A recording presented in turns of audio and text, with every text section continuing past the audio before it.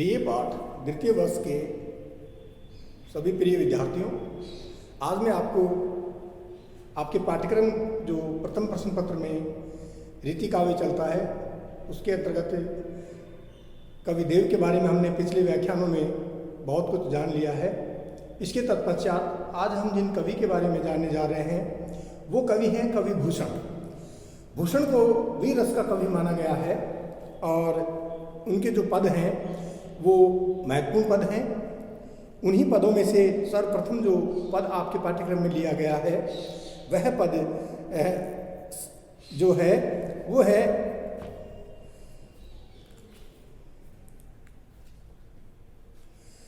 साजी चतुरंग सैन अंग में उमंग धारी, सरजा शिवाजी जंग जीतन चलत है, भूषण भनत नाद बिरहद नगारन के, नदी नद मद गैबरन के रलत है, ऐल फैल खैल भैल खलक में गेल गेल गजन की ठेल पेल सैल उड़सत है, तारा सो तरनी धूरी धारा में लगत जिमी, थारा पर पारा पारावार यूं हलत है।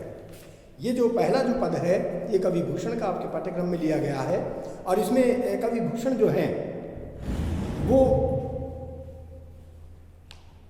जब वीर शिवाजी अपनी चतुरंगिनी सेना को लेकर के अर्थात पैदल और उनके सेना के जो सिपाही हैं वो रथ सेना है, पैदल चलने वाले सिपाही हैं, उनके गज सेना है, अश्वरोही है, अश्वों की सेना लेकर के जो सैनिक चलते हैं वो अश्वरोही उनके साथ साथ चल रहे हैं। और इस तरह से उन्होंने अपने इस पद के अंतर्गत उस युद्ध का वर्णन प्रस्तुत किया। सबसे पहले हम इसके जो महत्वपूर्ण जो कठिन शब्द हैं उन कठिन शब्दों का यहाँ अर्थ यहाँ जान लें। और वो कठिन शब्द हैं साजी यानी सजकर, चतुरंग यानी चार अंगों वाली चतुरंगी सेना, तुरंग घोड़ा, मद मद का अर्थ होता है मद धारा, और सैल यानी पर्वत शिलाखंड, तरनी सूर्य, और थारा थाली, और पारावार समुद्र। इस प्रस्तुत प्रसंग हम इसका ये लेंगे कि प्रस्तुत जो अवतरण है वो भूषण ग्रंथावली से लिया गया अवतरण है और इसमें शिवा पावनी से इसको लिया गया है। इसमें कवि भूषण ने शिवाजी की जो विजय यात्रा है वो विजय यात्रा एवं उनकी जो सेना है वो सेना किस तरह से युद्ध लड़ने के लिए जा रही है और उनकी इस सेना में कौन कौन यहाँ सम्मिलित हैं उसी का वर्णन यहाँ कवि ने यहाँ प्रस्तुत किया है। अर्थात शिवाजी की विजय यात्रा एवं सेना की विशालता का चमत्कारिक वर्णन कवि भूषण अपने इस पद के अंतर्गत यहाँ प्रस्तुत करते हुए कह रहे हैं। व्याख्या हम इसकी यदि करेंगे तो प्रस्तुत पद की जो व्याख्या है वह व्याख्या हम इस तरह से कर सकते हैं। कवि भूषण कह रहे हैं कि शिवाजी अपनी चतुरंगिनी सेना को लेकर, अब इस चतुरंगिनी सेना में क्या क्या है, कुछ पैदल सिपाही भी हैं, कुछ घुड़सवार भी हैं, कुछ रथ सेना भी उनके पास में है और कुछ गज सेना यानी हाथियों की सेना भी उनके साथ में है। ये सज धज कर अर्थात इन चारों अंगों में अत्यधिक उमंग रखकर बड़े उत्साह के साथ शत्रुओं से युद्ध जीतने के लिए भी शिवाजी यहाँ चल रहे हैं।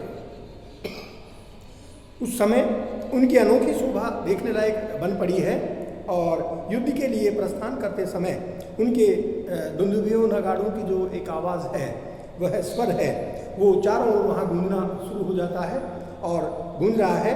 और हाथियों की जो मध्यधारा है उस मध्यधारा से बड़े बड़े नदी नाले बन जाते हैं। अर्थात उनकी सेना में हजारों हाथी भी हैं जिनके गढ़ स्थल से बहने वाली मध्यधारा बड़ी बड़ी नदियों का आकार धारण कर लेती है और उनकी सेना के प्रस्थान करने से बहुत ही भीड़ बढ़ जाती है। सेना के हाथी घोड़े और पैदल भीड़ के कारण आपस में टकराते हुए चलते हैं और उनमें बहुत ही खलबली मच जाती है, भागदौड़ मच जाती है, भगदड़ मच जाती है तथा गली गली में उनकी सेना का शब्द गूंजता रहता है।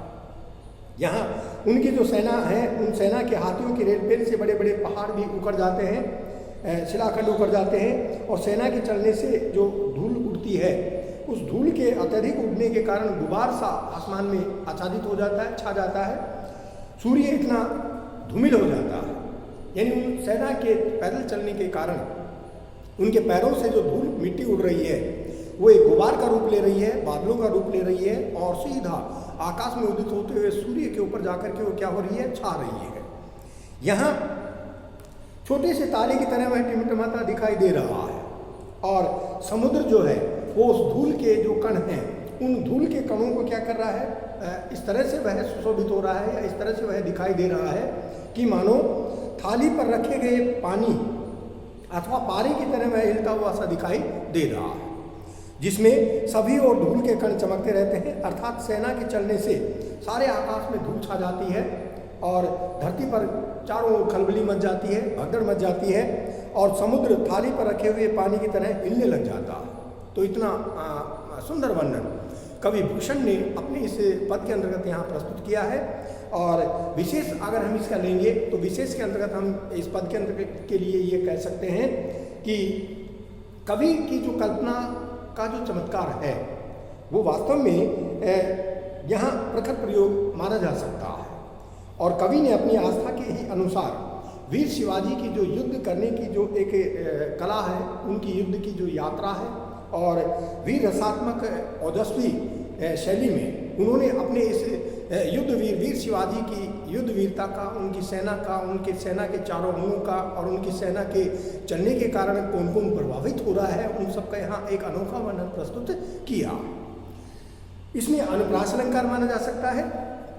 अनुप्रास अलंकार इसके अंतर्गत हम यहाँ कहाँ कहाँ मानेंगे, धारी, चलत है, रलत है, उलसत है और जिमी यानी जन जानो मन मानो जहाँ प्रयोग होता है वहाँ प्रेक्षा का प्रयोग हम मानते हैं। और यहाँ यमक है, पुनरुक्ति प्रकाश है और विवसा के साथ साथ ही अतिशोक्तिपूर्ण अलंकार का कवि ने इसमें प्रयोग किया।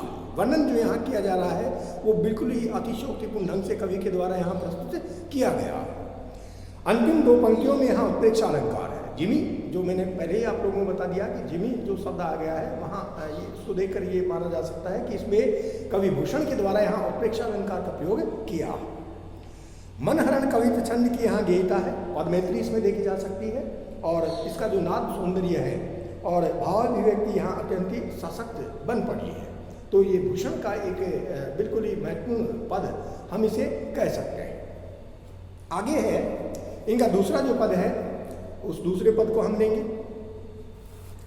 बानी फहराने गहराने घटा गंजन गजन के, नाही ठहराने रावराने देश देश के, नग बहराने ग्राम नगर पराने सुनी, बाजत निशाने शिव राजत नरेश के, हाथिन के होदा उकसाने कुंजर के, भोन को भजाने अली चूटे लट केस के, और दल के दरारन ते कमठ करारे कूटे, केरा के ये केरा कैसे पात बिहराने फन शेष के। यहाँ कठिन शब्दार्थ हम इसके साथ हम लेंगे।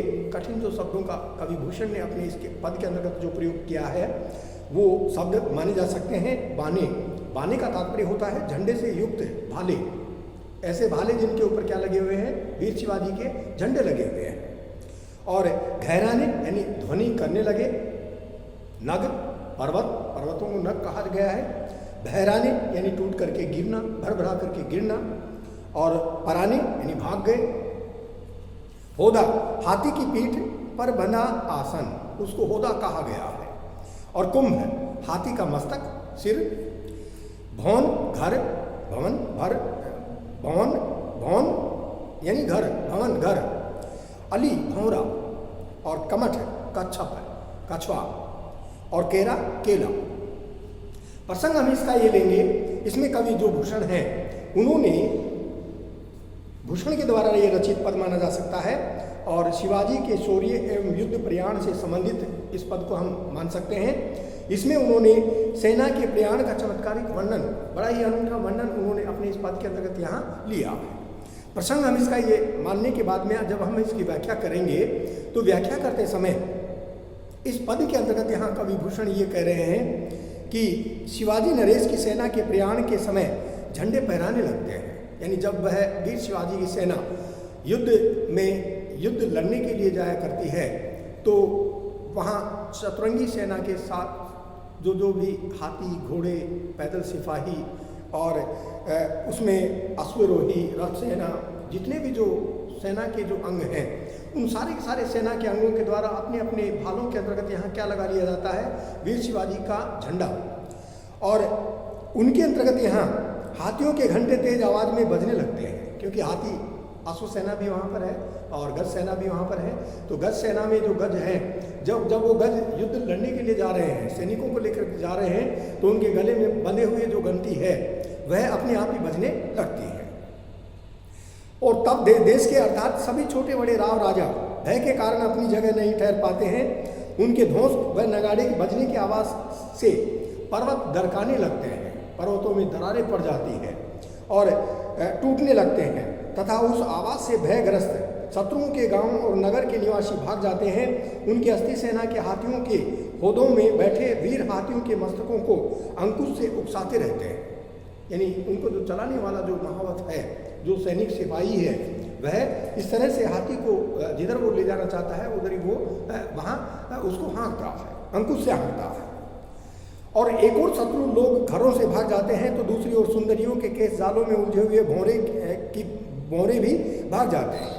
शिवाजी की सेना के प्रयाण के भार से पृथ्वी को धारण करने वाले जो कच्छप हैं, अर्थात कच्छप भगवान के पीठ के ऊपर हमारी ये पृथ्वी टिकी हुई है, और यहाँ उस कच्छप के कठोर पीठ में भी क्या पड़ जाती है, दरारें पड़ जाती है। अतिशयोक्तिपूर्ण ढंग से कवि ने अपने इस पद के अंतर्गत यहाँ वर्णन प्रस्तुत किया।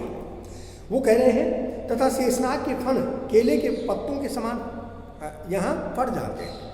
भाव यह है कि कच्छप एवं शेषनाग पृथ्वी को धारण करने में काफ़ी कठिनाई महसूस करने लग जाते हैं।